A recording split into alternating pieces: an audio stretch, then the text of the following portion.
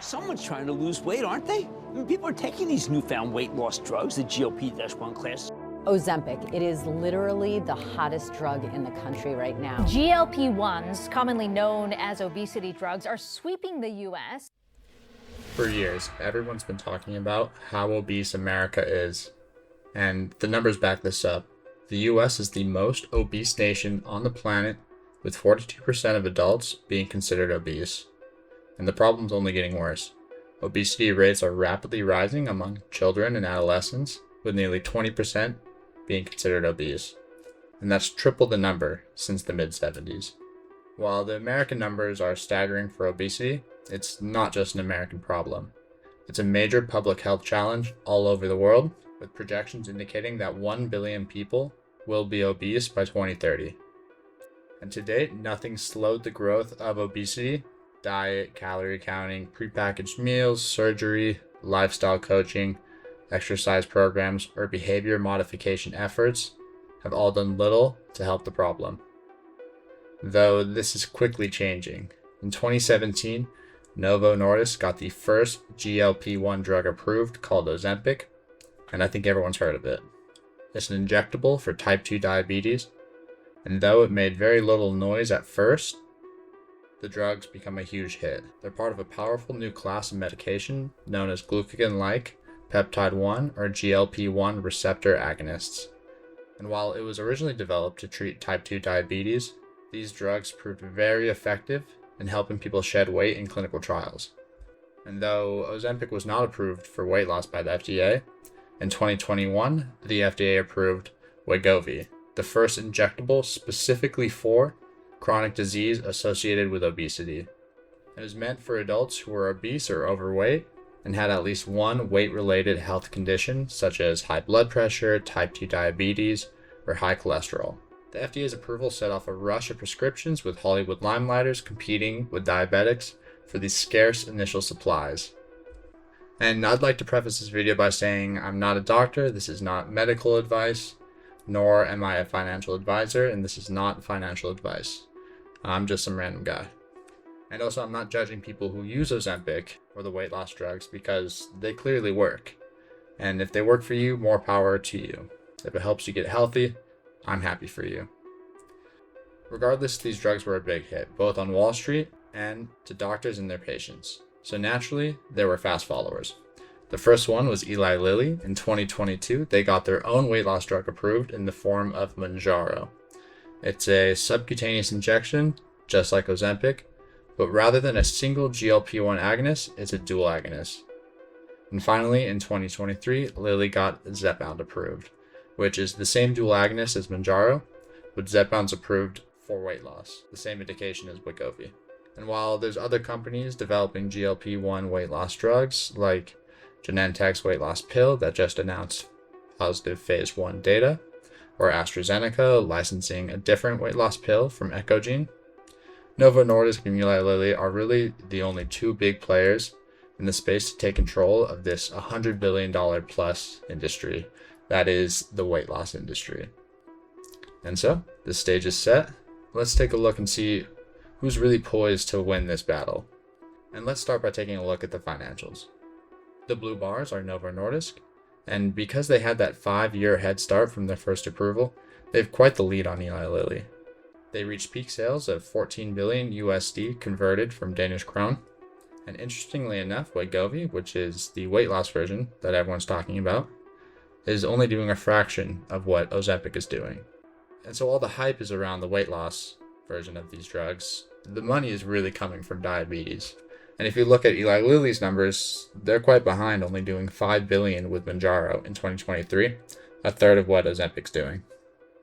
And so it seems like Novo Nordisk has this massive lead, but that's not really the full story. This is just the net sales of the past 3 years taken from their annual reports. Now, if we look at the first half of 2024 sales, you'll see that Ozempic is still doing quite well, doing about 8.5 billion in sales in the first half of the year, and Wegovy doing 3 billion, but you'll see that Lilly is quickly catching up. The rate of their growth is definitely frightening to Novo Nordisk, and if you compare their 2023 net revenue with their projected 2024 revenue based off the first half of 24, Lilly's quickly making headway. And if you chart the projected revenue over time, Lilly's set to overtake Novo Nordisk in diabetes sales by midway of 2025. And maybe 90% year-over-year growth is not going to be normal since this is the first few years after their approval, but there are several other reasons to think that this trend might continue.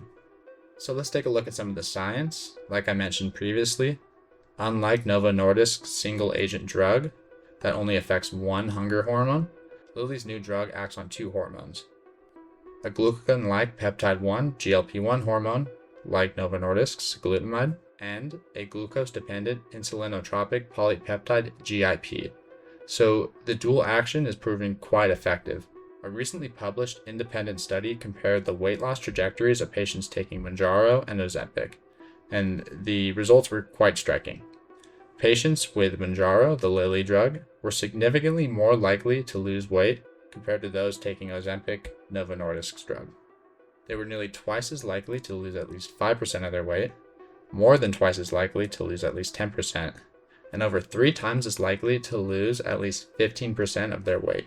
The weight loss with Mounjaro was also greater over 3 months, about 2.4% more, and at 6 months, 4.3% more, and at 12 months, 6.9% more than those taking Ozempic.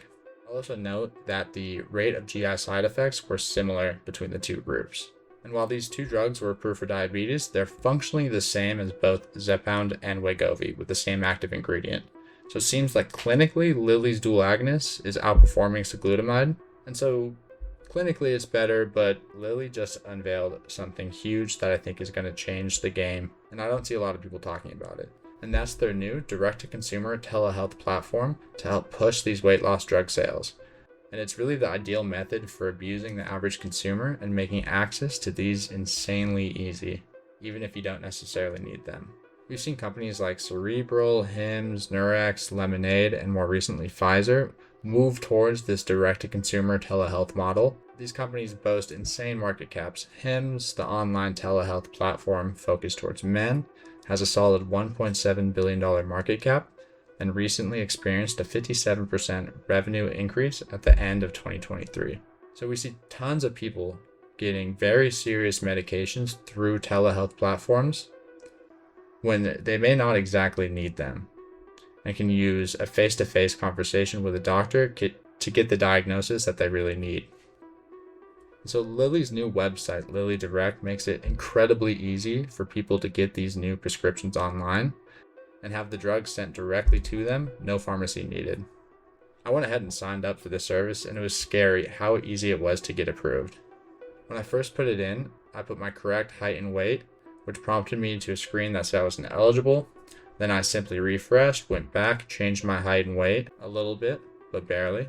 I went with the no insurance model, which was about $299 per month, and it took me straight to the form to put in my credit card. But it was terrifying how easy it was to get straight to that credit card payment option. And if you look at the BMI table, there's a wide range of people that probably don't really need these drugs if you look closely at the labels.